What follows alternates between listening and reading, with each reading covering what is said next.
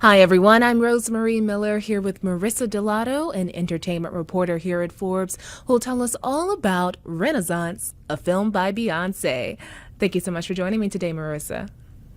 Thanks, Rosemary. Excited to be here. Absolutely. So, before we get into the fun stuff, let's talk about the box office predictions. What is Renaissance expected to make in its opening weekend? Sure. So there have been varying projections for the film, kind of leading up to its Friday premiere.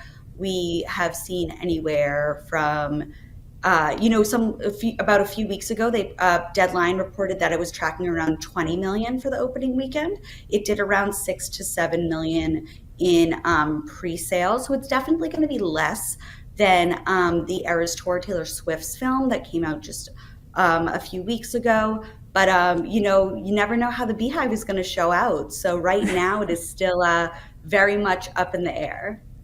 So, how does a concert film enhance a viewer's experience?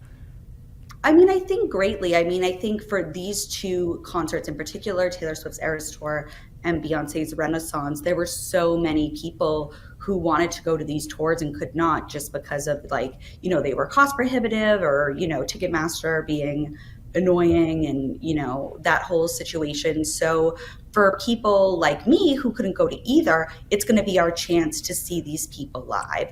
For those who already saw the concert, they're going to be able to see it from different angles. When you're in a stadium, you can only see what you can see, but this tour is going to give people a much more, close view. And for Beyonce's film in particular, as she previously did with Homecoming, about her Coachella performance that she did for Netflix a few years ago, she gives a lot of behind the scenes information about, conceptualizing, building this tour, and really gives us a look about the work that goes into it, where Taylor's was much more of a straight concert film. So we're going to be able to see kind of the building and the creation of it, which is really exciting because Beyonce is a very private person. She really doesn't give a lot of interviews. She lets people in her narrative, and so we're going to be let in again very soon, which is exciting because we don't get to see behind that very often. That is true. Beyonce does not let us into her life at all. And speaking of her Mm-mm. premiere in Taylor Swift, Beyonce was at Taylor's premiere, right? But Taylor wasn't at Beyonce's. Why was that? No, no, but Taylor's back on tour again for the Eras tour. So I don't think, she's in different countries right now. The Eras tour is going international, so I don't think it's something she was not present in the United States, I don't believe. So I don't think there's any drama or anything like that. But I mean, Beyonce didn't even walk the red carpet at hers. She showed up for Taylor's, and that's great. But for her, she's, controlling how she wants to be seen very much. And that's Beyonce. And, we take what we can get. So. Yeah. But are there any notes Beyonce could take from Taylor's concert film?